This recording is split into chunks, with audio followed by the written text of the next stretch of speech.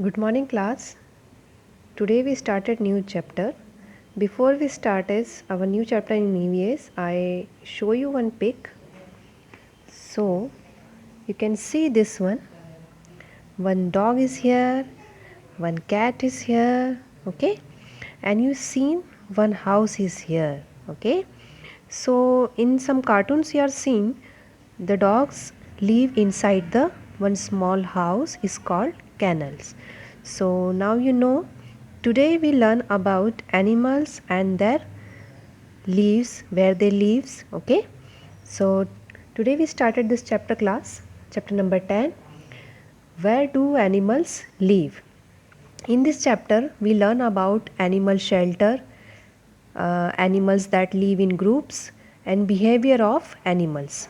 So animal shelters means animals अलग अलग तरह के होते हैं और किस किस तरह के शेल्टर्स में वो रहते हैं, okay? Animals are found almost everywhere on the earth.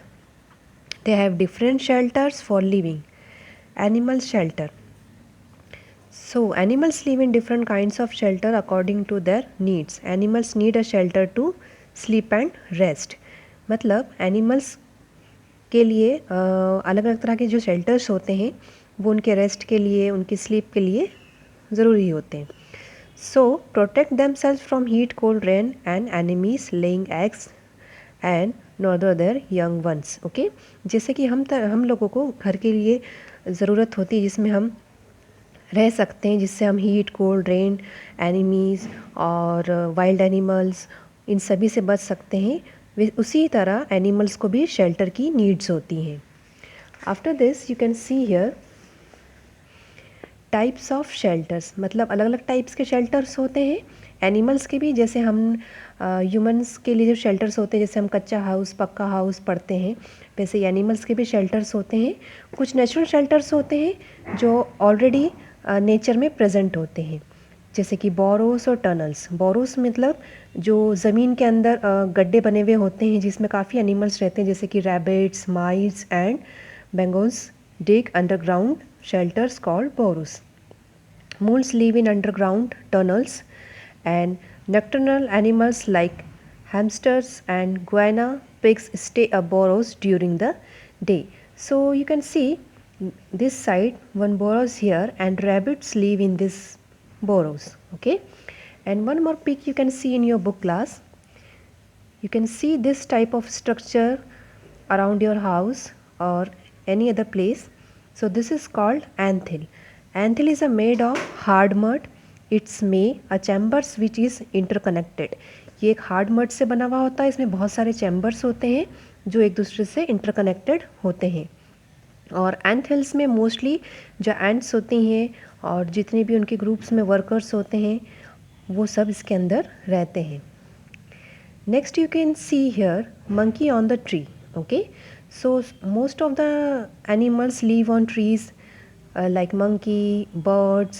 Okay, so arboreal animals are those that live in trees, like chimpanzees, baboons and monkeys live in trees. They swing from one branch to other. आपने देखा होगा जो monkeys होते हैं वो एक branch से दूसरी ब्रांच तक स्विंग कर सकते हैं. ये अलग अलग टाइप्स होते हैं शेल्टर्स के जिस पे एनिमल्स अलग अलग तरह से रहते हैं. बीज देखी होंगी आपने. बीज live in haves build in trees और बिल्डिंग्स. बड़े बड़े जो बीज के होते हैं वो हैव्स होते हैं जिसमें वो रहती हैं और अपना हनी उसके अंदर कलेक्ट करती हैं. Birds make different types of nest trees using different materials. Birds के आपने नेस्ट देखे होंगे जिसमें अलग अलग मटेरियल का यूज़ करके वो अपना नेस्ट बनाती हैं. इसी तरह आपने स्पाइडर्स देखे होंगे अपने घर में, जो क्या होती हैं एक वेब क्रिएट करती हैं और वो वेब क्रिएट करती हैं अपने आप को सेफ रखने के लिए, अपने जो उनका प्रे होता है उसको पकड़ने के लिए. The silk that spider produce is used for building webs, catching prey, storing food, escaping from danger and making egg sacs. Okay, तो ये सारी प्रॉपर्टीज़ हैं जो वो वेब के ऊपर करती हैं. नेक्स्ट होता है शेल्टर ऑफ एक्वाटिक एनिमल्स. जैसे कि हम जानते हैं सारे एनिमल्स को लिए शेल्टर की ज़रूरत होती है, वैसे ही जो एक्वाटिक एनिमल्स होते हैं उनके लिए भी शेल्टर होते हैं. You already know that all water bodies are home of the large number of animals and plants. They include very small living things like bacteria and algae and huge creature, whales and sharks. Okay, तो aquatic animals जो होते हैं वो काफ़ी different varieties में present होते हैं water के अंदर, और सभी का लिविंग ऑफ स्टैंडर्ड अलग अलग होता है. Okay, so in some animals are very spend the entire life of the cold sea water of the polar regions. कुछ एनिमल्स होते हैं जो पोलर रीजन्स में आते हैं और वो कोल्ड वाटर के अंदर रहते हैं. They come out of the water to give the birth fish homes in a corals और in the underwater plants. ठीक है, फिश जो होती हैं वो कॉरल्स के अंदर या अंडर वाटर जो प्लांट्स हैं उसके बीच में रहती हैं. Starfish, octopus, crab, C horses, worms and turtles living among the marine rocks. जो मरीन की जो रॉक्स होती हैं उसके अंदर ये सारे एनिमल्स रहते हैं. These are some underneath caves also which are home of sea animals like eels. Next ये है क्लास मेन मेड शेल्टर, मतलब जो हम बना के एनिमल्स के लिए शेल्टर प्रोवाइड करते हैं. सो जैसे हमने देखा जो डोमेस्टिक एनिमल्स होते हैं, जो पेट एनिमल्स होते हैं, उनके लिए जो हम शेल्टर बनाते हैं उसे कहते हैं man made shelter. Then after our next topic is animals that live in groups. okay, so कुछ एनिमल्स ऐसे होते हैं जो ग्रुप्स में रहते हैं, कुछ अकेले रहते हैं. जैसे कि आंट्स एंड बीस live in groups called colonies. बीस और जो आंट्स होती हैं कॉलोनीज ग्रुप में रहती हैं और इसको हम कॉलोनीज कहते हैं. अ ग्रुप ऑफ बीस is called swarm.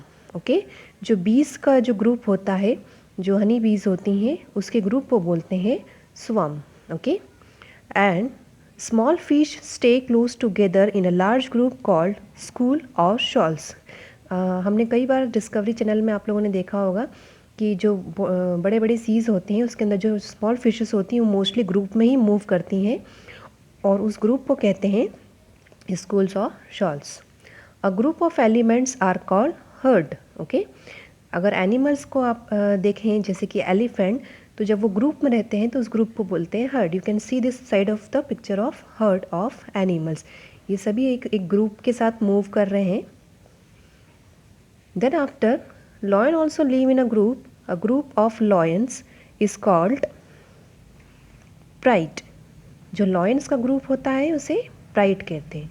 So these are the some important names class you can underline and it is also highlighted in your book. okay, so group of lion is called pride. There are two or more adult lions and some lionesses, their young ones in a pride. okay, then our next topic today we start behavior of animals. okay, so अभी हमने देखा shelters और किस तरह animals group में रहते हैं.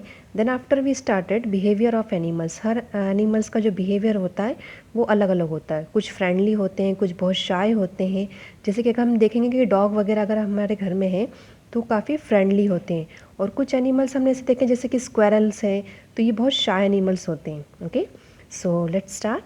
सम animals are very friendly well others are very shy. Friendly animals immediately come forward to eat the food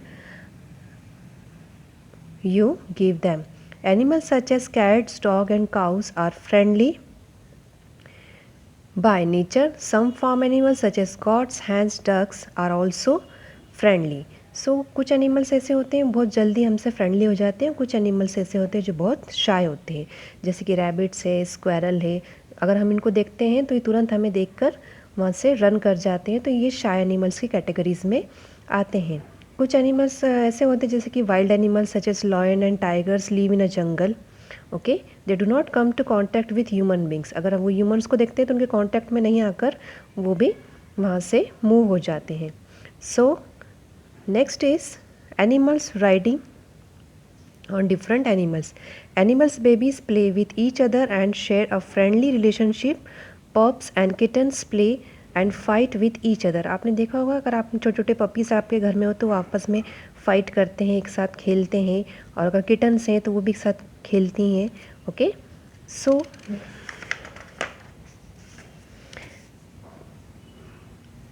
Some animals ride on the back of the other animals. You can see the picture here. Okay, cattle irrigated sitting on a cow. Okay, so आपने ये देखा भी होगा कहीं अपने आसपास घर के कि अगर कोई काव वगैरह है या है तो उस पर कुछ बर्ड्स आके बैठ जाती हैं. And why they sitting on that? See, some animals ride on the back of the other animals and to turn provides them some benefits. For example, birds, cattle aggregate seeds on the back of cow. This birds eats the insect present on the body of the cow. Okay, so ये जो birds होती हैं ये काव के ऊपर इसलिए बैठती हैं कि उनकी बॉडी पे जो इंसेक्ट्स प्रेजेंट्स होते हैं ये उनको खाती हैं. Remora, a small fish attaches itself to shark's body and other marine animals. Remoras करके एक स्मॉल फिश होती है जो शार्क्स की और अदर एनिमल्स की बॉडी पे प्रेजेंट्स होती हैं. It eats the particles from the sharks body, और उनकी बॉडी पे जो पार्टिकल्स होते हैं वो उसको ईट करती है.